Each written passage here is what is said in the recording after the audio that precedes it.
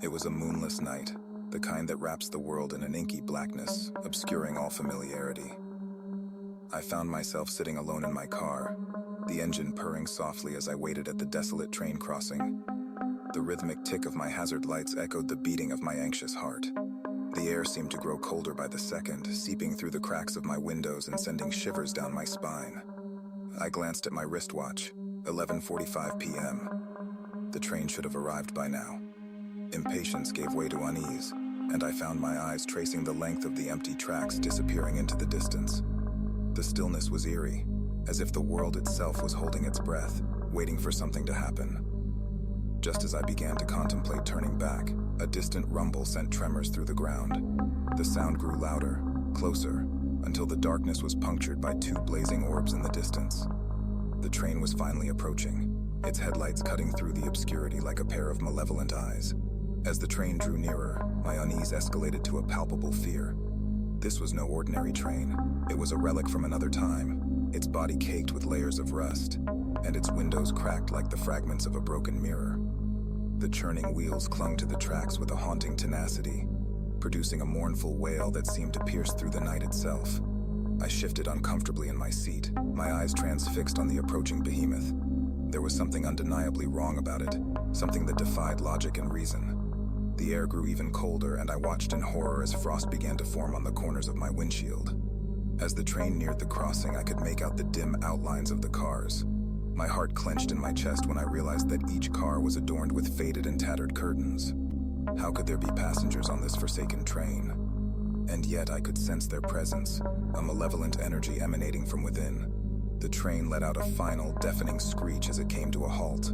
The silence that followed was suffocating, broken only by the sound of my own breath echoing in the car. And then, one by one, the curtains began to twitch, as if stirred by a ghostly wind. My gaze was drawn to the windows, where faces materialized, faces gaunt and pallid, their eyes empty voids that seemed to absorb the light. I wanted to look away, to flee from this waking nightmare. But a morbid fascination held me captive. The faces stared at me, their expressions twisted into grotesque masks of despair and anguish. The air grew heavier with their suffering, and I felt an overwhelming urge to scream, to release the terror that had coiled itself around my soul. Then a voice whispered inside my head, a voice that was not my own. "Join us," it hissed, the words crawling through my mind like 1,000 spiders. "Join us on this eternal journey." A scream tore itself from my throat as I slammed my palms against the steering wheel. My car's engine roared to life, and I floored the accelerator, my tires screeching against the asphalt. I shot forward, leaving the train and its cursed passengers behind, the haunting wails of the train's horn fading into the distance. The road ahead seemed to stretch into infinity, an endless ribbon of asphalt that offered no solace from the horrors I had witnessed.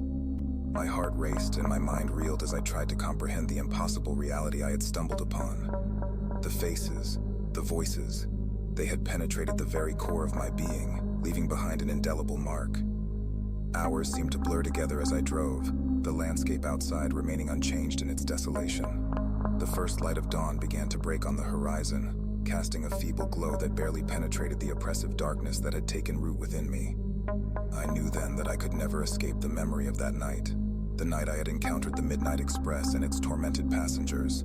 Their faces would forever haunt my dreams, a reminder of the thin veil between the world I knew and the unspeakable terrors that lurked just beneath. So if you ever find yourself waiting at a deserted train crossing on a moonless night, and the distant rumble of wheels grows near, heed my warning. Lock your doors, close your eyes, and pray that the Midnight Express passes you by. For to gaze upon its cursed passengers is to invite a darkness into your soul that can never be banished.